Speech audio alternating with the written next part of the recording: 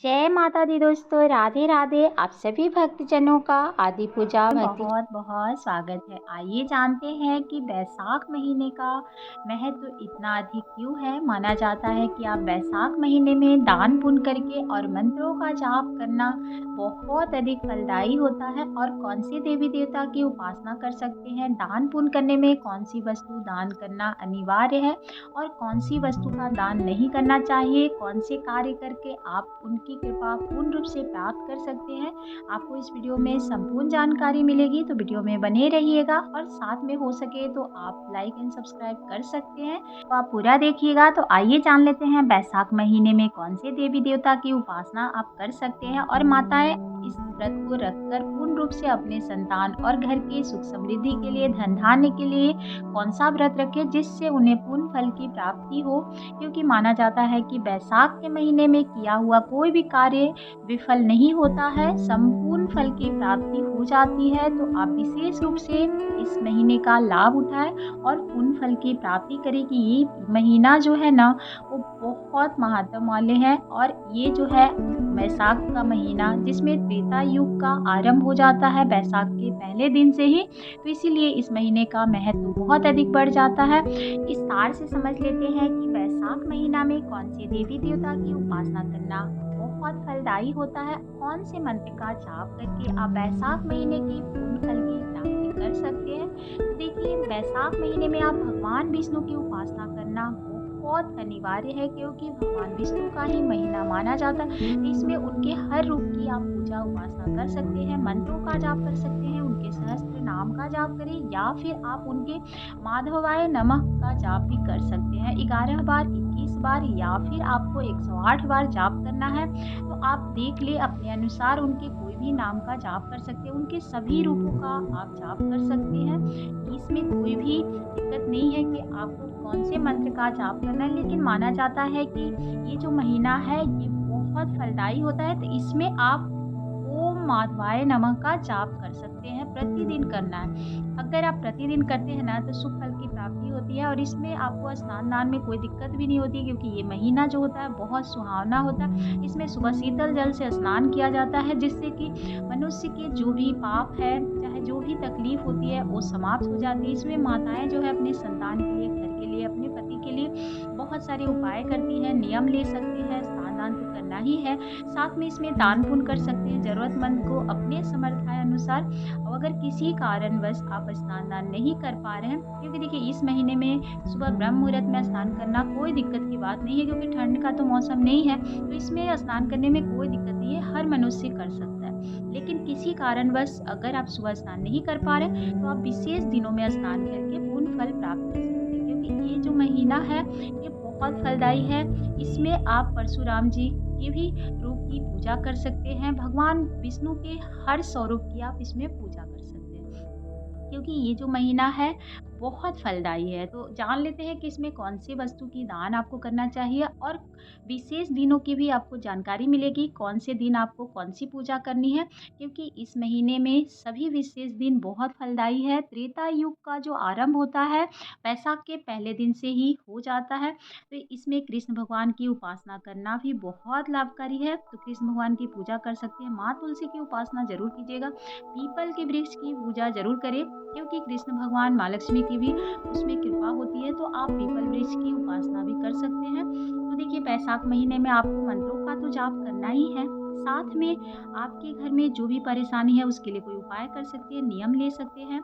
आप बैसाख महीने की महात्म की कथाएं सुन सकते हैं, आप तुलसी माँ को पूरी तरह से सींचने का, दीप जलाने का ले सकते हैं, इसमें दान पुण्य भी कर सकते हैं। तो जीवन में कोई भी अगर आपकी परेशानी है तो समाप्त हो जाती है सिर्फ मंत्र जाप से और बैसाख महीना में स्नान दान से। इसमें क्या क्या दान करना है वो भी जान लीजिए। देखिए, बैसाख महीने में आप जरूरतमंद लोगों को दान कर सकते हैं। अपने घर में एक ऐसा स्थान बनाएं जहाँ पंछियों को आप पानी दें, प्रतिदिन उन्हें दाना और पानी जरूर दें। और इसमें जल का बहुत अधिक महत्व है, क्योंकि इसमें आपको शंकर भगवान की भी उपासना करनी चाहिए। तो शीतल जल का बहुत महत्व है।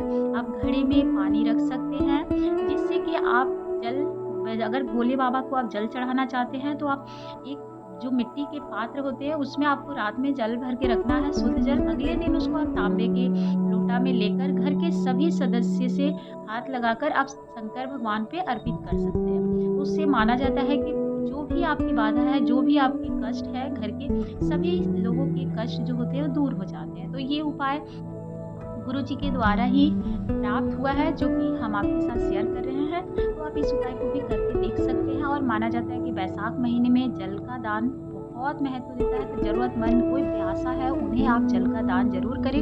अपने अगर घर में एक सुविधा है तो एक घड़ा बाहर रख सकते हैं, जो आने जाने वाले जल पी सकते हैं। तो इस महीने में आप जल का दान दे सकते हैं, गुड़ का दान दें, कुछ मीठा, सत्तू का दान तो बहुत महत्व है, क्योंकि इसमें आप जिनके घर में मनाई जाती होगी, क्योंकि सतुआन भी आती है। तो ये महीना बहुत शीतल और बहुत ही फलदायी होता है। इसमें सत्तू का दान, पूर्ण रूप से सत्तू का दान करना चाहिए, गुड़ का दान करना चाहिए, जल का तो आपको दान करना ही है। तो इससे आपके जीवन में जो भी कठिनाई हो तो खत्म हो जाती है और बहुत अधिक लाभ मिलता है। इसकी विशेषताएं बहुत है, तो आप करके अपने घर की पुण्य प्राप्त कर सकते हैं। सभी घर के जितने भी लोग हैं उनकी कठिनाई जो भी होती है ना, अगर माताएं या घर के जो बड़े होते हैं, जो कर्ता धर्ता होता है, अगर वो कार्य करे ना तो घर के सभी सदस्य को फल प्राप्त होता है। क्योंकि देखिए माना जाता है, ये स्कंद पुराण में भी माना जाता है कि अगर बैसाख महीने में जल का दान किए हैं, या फिर पशु पक्षी को आप दाना या पानी की व्यवस्था किए हैं, या फिर आप कोई भी घड़ा में आप पानी रखकर अगले दिन शिवलिंग पर चढ़ाए हैं, तो आपको इसका फल मतलब बहुत जल्दी प्राप्त हो जाता है। ये महीना आपकी समाप्त भी नहीं होगी कि आपको सारे फल प्राप्त हो जाते हैं। तो आप कामना, ऐसे भी माना जाता है कि हमेशा भगवान से मांगने के ही रूप में कार्य नहीं करने चाहिए। कभी-कभी आप निस्वार्थ भाव से भी भगवान की उपासना करें और लोगों की, ज़रूरतमंद लोगों की मदद करें। तो इस प्रकार से आप बैसाख महीने में पुण्य फल प्राप्त कर सकते हैं। तो शिवलिंग पर तो जल चढ़ाना ही है।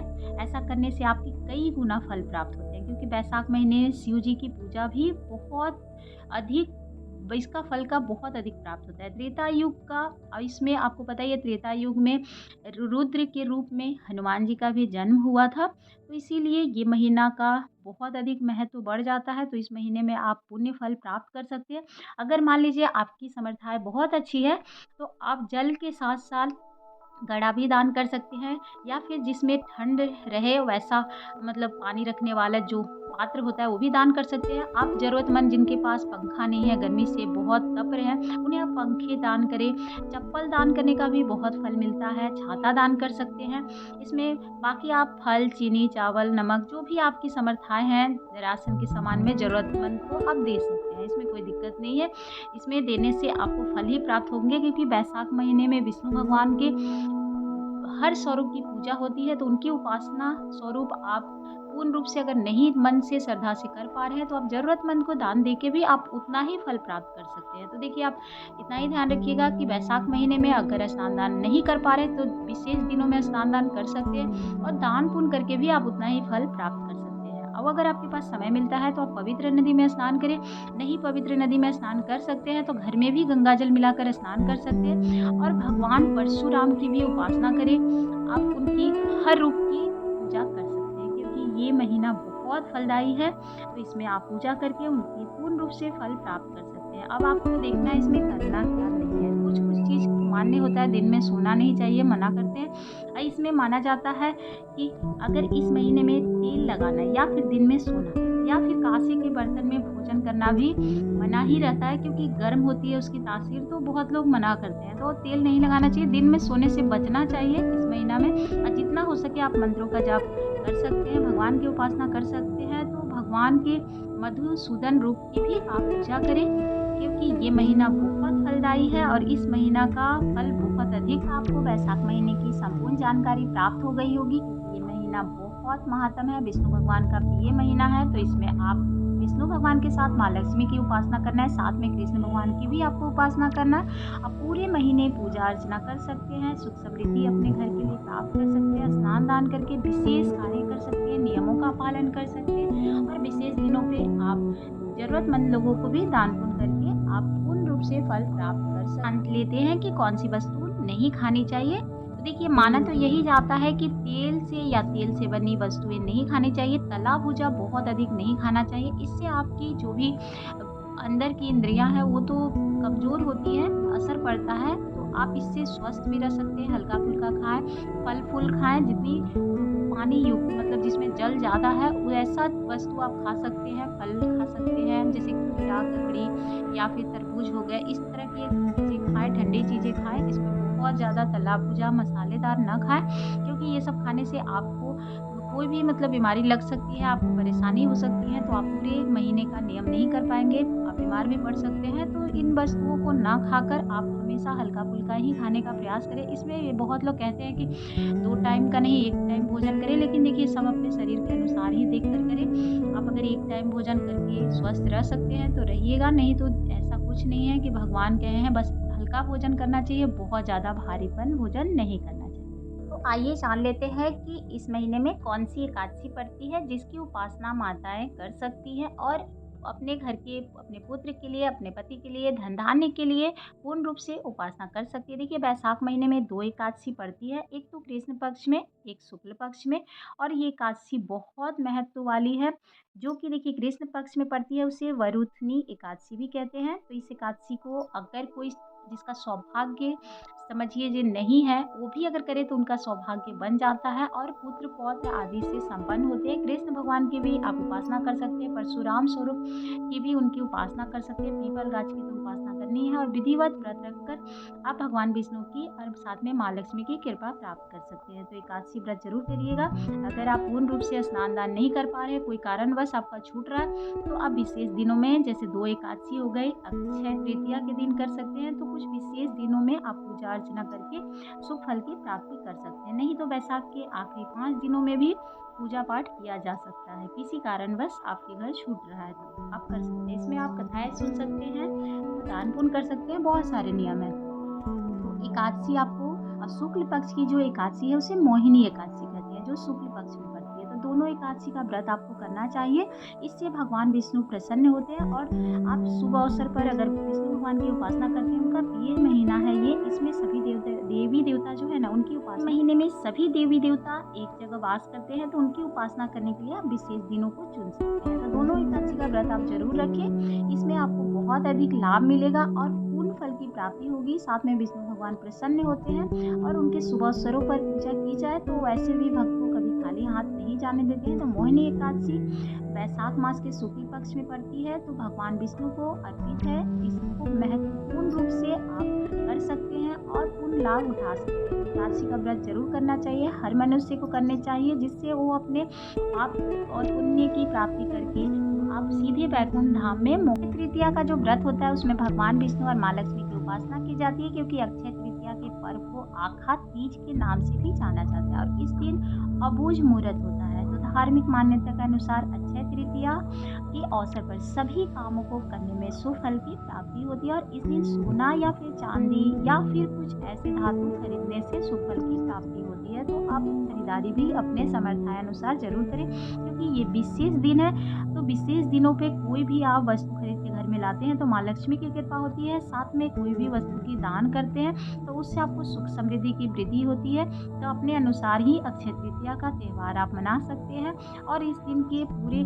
शुभ अवसर को आप प्राप्त कर सकते हैं। माँ लक्ष्मी की कृपा आप पूर्ण रूप से प्राप्त कर सकते हैं। इसे आप वैशाख महीने की पूजा उपासना करके संपूर्ण फल की प्राप्ति कर सकते हैं। घर में जो भी कठिनाइयाँ हैं उसे समाप्त कर सकते हैं। माताएं विशेष दिनों में अपने पुत्र की लंबी आयु और घर की सुख समृद्धि के लिए वैशाख महीने की पूजा उपासना करें, नियमों का पालन करें, कोई ना कोई वस्तु जरूर दान करें, जरूरतमंद की सहायता करें। अगर कोई प्यासा है तो घर से उन्हें कभी भी प्यासे न लौटाएं।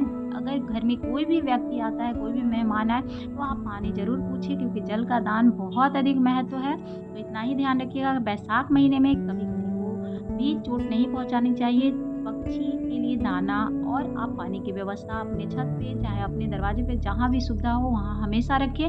घर में किसी की भी अनादर नहीं करनी चाहिए। भगवान विष्णु की उपासना करने की सभी घर के जितने भी सदस्य हैं सभी को प्रेरित करना चाहिए। उनके मंत्रों का जाप आप करते रहें और पूर्ण फल की प्राप्ति करें। इसी तरह से आप वैशाख महीने का पूरा दिन में आप शुभ कार्य कर सकते हैं। महीने का महत्व इसलिए अधिक बढ़ जाता है क्योंकि इसमें अक्षय तृतीया का व्रत आता है और 2 बहुत ही शुभ एकादशी का व्रत भी आता है। तो इसीलिए इस महीने का बहुत अधिक शुभ फल प्राप्त होती है। तो ये शुभ अवसर पर आप दान तो उनका विशेष महत्व आप लाभ उठा सकते हैं, क्योंकि माना जाता है कि इस दिन दान करने से सुख समृद्धि में वृद्धि होती है, साथ में माँ लक्ष्मी की कृपा बरसती है। और पौराणिक कथाएं आप सुन सकते हैं वैशाख महीने में। आप पूर्ण रूप से आप महात्म सुन सकते हैं। अक्षय तृतीया के दिन से ही सतयुग आरंभ हुआ था, इसीलिए अक्षय तृतीया का व्रत आप कर सकते हैं। उस दिन आप कोई भी वस्तु घर में ला सकते हैं जिससे शुभ फल की प्राप्ति हो। सोना या चांदी की वस्तु लाना बहुत शुभ मिलता है। तो आप याद रखिएगा कि इस महीने को आप व्यर्थ ना जाने दें। दान पुण्य करके अपने घर की सुख समृद्धि को बढ़ा सकते हैं। इसके अलावा अक्षय तृतीया के दिन आपको भगवान परशुराम जी का जन्म हुआ था, तो भगवान के विष्णु के छठे अवतार परशुराम जी को आप पूजा उपासना कर सकते हैं। तो पूर्ण रूप से आप लाभ जरूर उठाएं, क्योंकि अक्षय तृतीया का व्रत आप पूर्ण रूप से रखें, क्योंकि उस दिन परशुराम जयंती का पर्व भी मनाया जाता है। तो विधिवत आप पूजा कर सकते हैं, विष्णु भगवान के नामों का जाप कर सकते हैं, उनके हर स्वरूप की आप पूजा करें। जानकारी थोड़ी सी भी आपको पसंद आती है तो लाइक एंड सब्सक्राइब कर सकते हैं। धन्यवाद। जय माता दी। आप सभी के जीवन में ढेर सारी खुशियाँ बरकरार रहे।